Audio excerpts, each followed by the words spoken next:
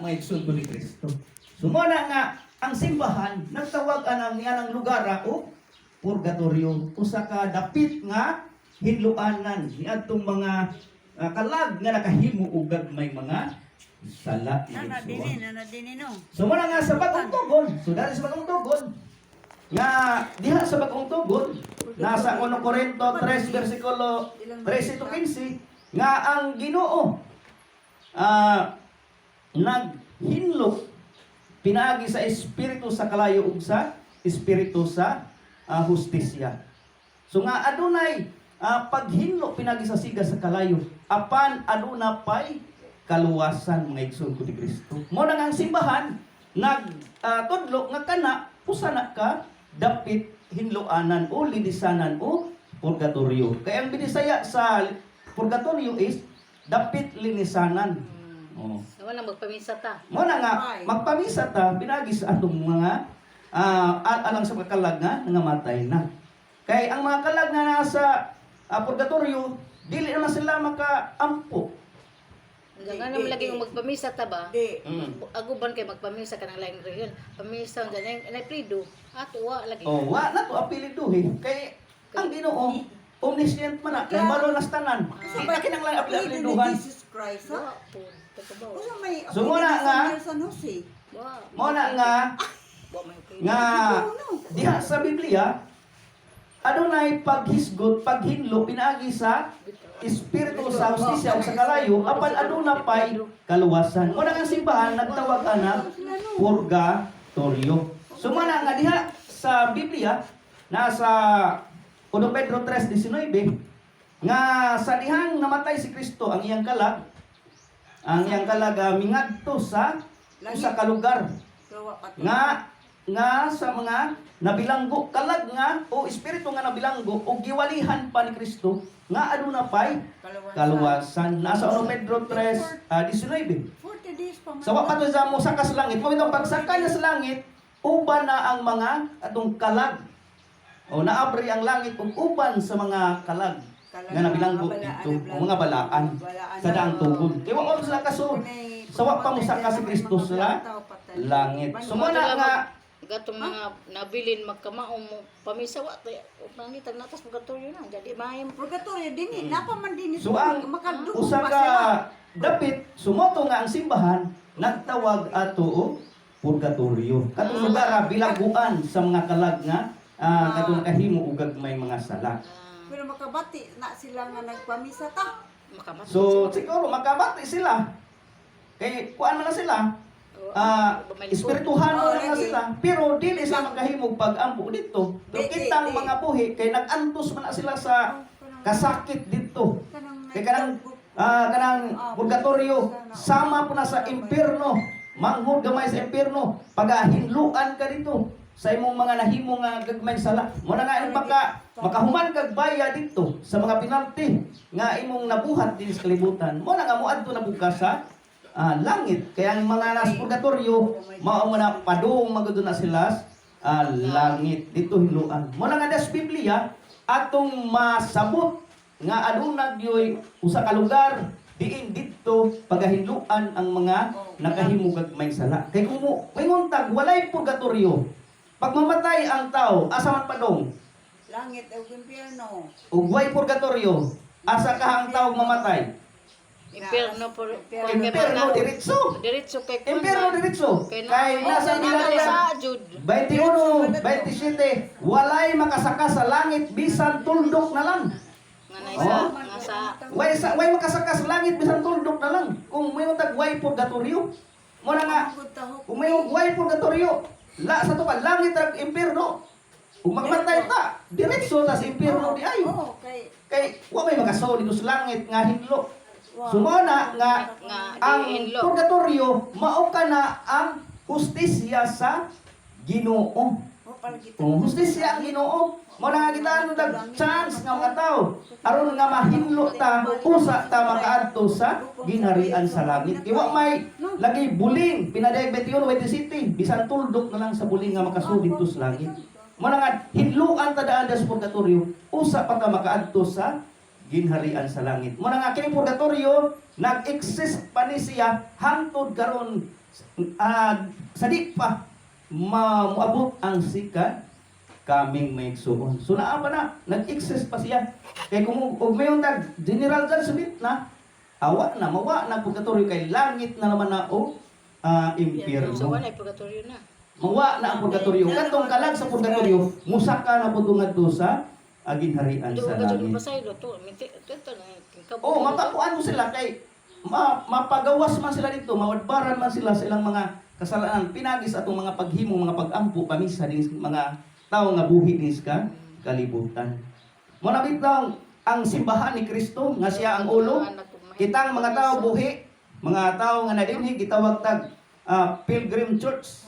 Unya katong mga kalag na sa purgatorio gitawag og Suffering Church ug katong mga nas langit, nalangit na Triumphant Church.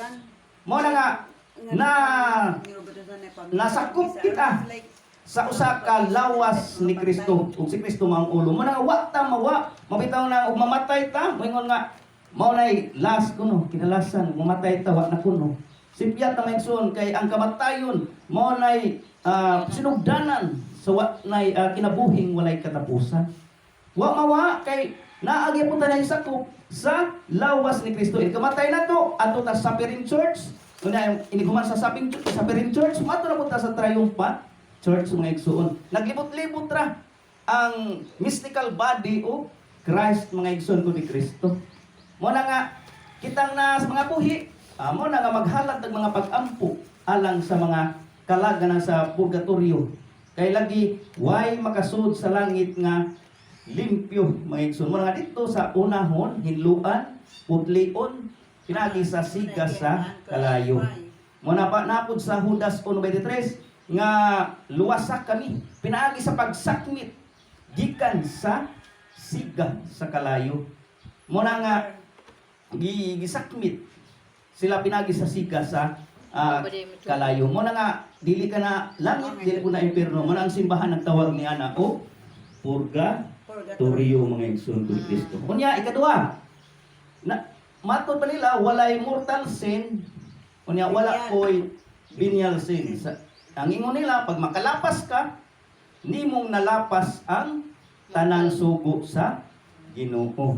So mo na maigsoon ko ni Kristo sa to pa kung makasa kag gamay sa nagadod wa nay mortal wa nay venial. Pero ang simbahan nagtudlo kanadto nga adunay duha ka klase sa sala. Adunay mortal sin, kini mortal sin mao nay makapatay sa atong kalag. O makamatay sa atong kalag kung maghimo ta o maglapas ta sa sugo sa Ginoo. For example, 10 commandments. So kung nato nang malapas, mortal sin na sila nga mga buhat. Ug uban pa mga sa nga dinagko mortal sin. Unya kanang venial sin, kanang sala nga ginagmay nga sala nga dili dumalayon sa kamatayon. Mao nang mga ginagmayng sala. For example, simple mangawat kag pan kay magikutasan kini kaon. Kawat gyapon na.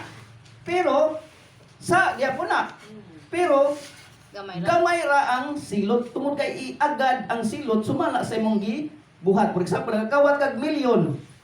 Dako na. So dako man siya kuan, iprisuhon ka dag usa ka tuig. Sahig. Pero ug mangawat kag pan imong kaon, pwede ra nagimong bayran ra na. Ingana ang pagkahustisya sa Ginoo.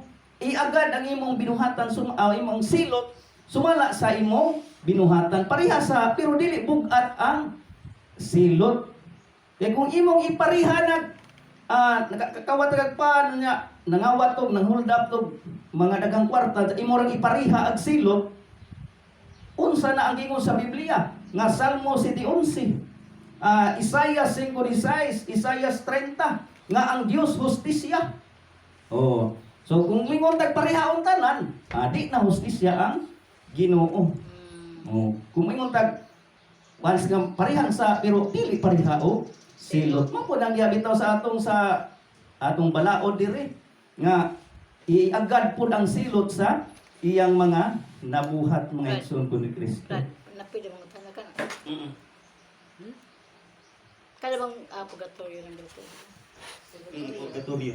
Kada bang agsaod bang panahon ba Brad ang mga lolo nga anak sa kuno sa purgatorio na kuno sige kuno kaglabag Domingo ato kuno kasapay butang mo na yung kabuan kay maglabad ako ko ada pananglitan na pugod na ko ka nangahoy ka ato kuno kas kakahod sa ni butang nga tinuod ba pugka no. So sa kana nga kuan ila ra po na sigurong istorya ra po na nila. Ngay nga na tungod kay di naman ka makaingon nga ibutang pa ka dito mamatay ka. Kay Hebreo 9:27 mubalik naman ngadto sa Ginoo ang imong kalag ug ang imong patay lawas adto man sa lubnganan madugta mo na nga hukman na ngadto sa Ginoo kanang gitawag nato particular judgment nga hukman human sa kamatayon ng imong kalag dito. Mo na nga hukman ta sa atong kalag dito sumala sa atong mga binuhatan. Mo na nga mag-agad pud sa atong ang silot sa atong mga binuhatan dito sa purgatorio. Kay lagi di jud ta makaingon nga mo diretso ta sa langit mamatay ta. Mo na nga gawas lamang ni Santa Maria. Kay kanto diretso man jud ta kay inahan man sa Kristo. Pero kita kumusta ka ta mga igsoon? Di jud ta makaingon malangit ta. Mo na nga kita ang simbahan ng tudlo nga adunay usa ka lugar diin dito pagahinluan ang mga kalag ni adtong mga naa sa purgatorio mga igsoon ko ni Kristo. Muna nga unya hukman ta sa atong mga binuhatan. Pinagi sa atong mga binuhatan. So adunay mortal sin, adunay venial sin. Kanang venial sin matong makahimong tagagmeng sala apan aduna pay kaluwasan. Muna ikaduha nga pagsupak nila kay mingon sila nga pariharatanan ang sala. So diha ikatulo kining gingon nila nga na pag mamatay ang tao di na makaday o di na maka o walay kahibalo di na makadaig mo na nga di na pwede nato nga ampuan ng mga kuan di na sila magampo o di na sila magampo sumala kay mukutlo pa mo sa bersikulo sa Biblia nasa Salmo 115 bersikulo 17 nga Ecclesiastes 9:5 nga di na kuno kinahanglan nga mag-ampo pa ta kay ang patayng lawas sa tao di na makadaig walay kahibaw wa na tanan mo nang ilang pagtulunan apan ang panudlo sa simbahan nga ang dili na makadaig ug dili na walay kahibaw mao kanang patayng lawas sa tao apan ang atong kalag ug espiritu mga igsoon Ecclesiastes 12:7 mo pauli na nga sa Ginoo Mateo 10:28 kaalam 12:1 ug kaalam 3:1-4 ang kalag ug espiritu dili mamatay. Mo na nga ikabatay sa tao mo pauli jud na sa Ginoo ang atong kalag. So katong ilang gingon nga wa na kibaw kadtong patayng lawas sa minatay kay mao man toy madugta. Mao man toy malata. Mo na nga inigkamatay nato ato dito. Mo na wala kay bawo pero ang atong kalag espiritu na ay kahibalo mga igsoon ko ni Kristo. Makaibaw sila. Ang atong kalag espiritu. Kay mao man ay hukman man sa Ginoong igsoon. O example nga dunay kahibalo. Kadtong si Lazaro ug dato. Lucas 16:19-31 di ba namatay naman sila? Pero nganong istoryahay man sila? Nganong nag-istoryahay man sila ni Abraham? Nag-istorya sila. Impierno dapoy kuan sa baka ni Abraham. So dili mamatay ang kalag o ang espiritu. Kay patay pa nganong istoryahay man sila. Si Abel, Hebreo 11:4 nga dugay ng patay apan nagpadayon gihapon sa pag-ampo. Pero na siguro si Jay murag landong sabot po no. Di wa Nga balik. kadto lamang sitwasyon na. Wa naman. Ningon pa ganito ha. Si Lazaro agatong dato nga pwede pag ipauli si Lazaro. Kaya ito pa yung mga igsoon dito. Dingos ganing mo nga di na pwede kaya na nagbungaw, di na ka pwede makaari, di na ka pwede makaanha. So muna nga adunay mo nay pruweba nga adun ang spirit o karat na adunay dili mamatay. Way kamatayon ang kanang kalago espiritu. So muna sita ang patay lawas ra maoy di na makadaig. Pero ang atong kalag mo na example nga buhi ang atong kalag. Nga Revelation 6:9-10. Nga ang mga kalag nakita dito sa halaran, dito nakita sa trono sa langit. So dito nagdaig sila sa Ginoo. Kaya lagi sa image pero way lawas. Ang sabi. Espiritu man, so dito din mo na makita. Di makita. Pero- sa amin na ito, magibang asid dyan na. O di pa man sudang kaybaw kinamta din eh. Pero at ang Ginoo nga tuwa dito, nakaibaw to na sila dito. Magbuhat nila mao ang pagdaig sa Ginoo. Puro dahil Oh, nila. kita kay dito kita tuwa ba sila pagkangangat tuwa din na sila dito na nahilangit. Tapos kalibutan na. Kay buhi pa man ta. Siguro mamatay na ta ano ba ta sa kaybaw nga mao din ni buhaton sa langit. Mo na di ko sa Kaya ang buhat dito magdaig ka dito adlaw gabi eh. Ang mabuhi. Magdaig ta dito mo na nga di ta maanad nga magdaig din eh. Unsa pa ka dito nga adlaw gabi eh nga magsige ra daig sa Ginoo. So mo na nga so mo na yung mga pagsupak pud nga kuan sa mga tukaigsunan ikatulong nga pagsupak. Kung ikapat nga pagsupak matud pa nila buhat 10 Corderos wa pay hukom. Wa pa kunoy wa pa kuno malawa pay na langit kay wa pa day wa pay hukom kuno. Final judgment na na. Oh, wa pay na langit kay wa pay hukom. So mo pala ilang interpretasyon sa Biblia. Pero das Biblia mga igsuon, adunay duha ka klase sa hukom. Kanang ang katong giingon na nga particular judgment. Hebreo 9, 27, o niya 2 Corinto 5:10, Sirach 11:26. Nga hukpan ang tao human sa kamatayon, hukman ang atong mga buhat tagsa-tagsa. Pero kining general judgment mga igsuon, mao kining hukom nga kinatibuk-an na. General judgment na buhio na ang mga nagabot sa Ginoo, patay ug buhio na sa Ginoo. Oh. Pero siguro nagabot anang time wa na siguro yung mabuhi kay ang mga bituon, ang tanang nas kawanangan, mga guba hasta ang juta, mga kuan man. Wa mo na siguro tao nga mubarog pa diha sa kalibutan kay mga hatagak naman bituon tanan unsa na ibabaw ang general judgment mo na nga pinakagrabe nga panghitabok inibalik na sa atong Ginoong Jesucristo. So mo na nga adunay general judgment. Unya Pariho naman siguro ta. mo na kuan nanay na langit. So kining general judgment tanan ng tahukman kadtong mga kalag nga nasa pag general judgment na ang purgatorio, ang existing sa purgatorio mahanaw na pud siya.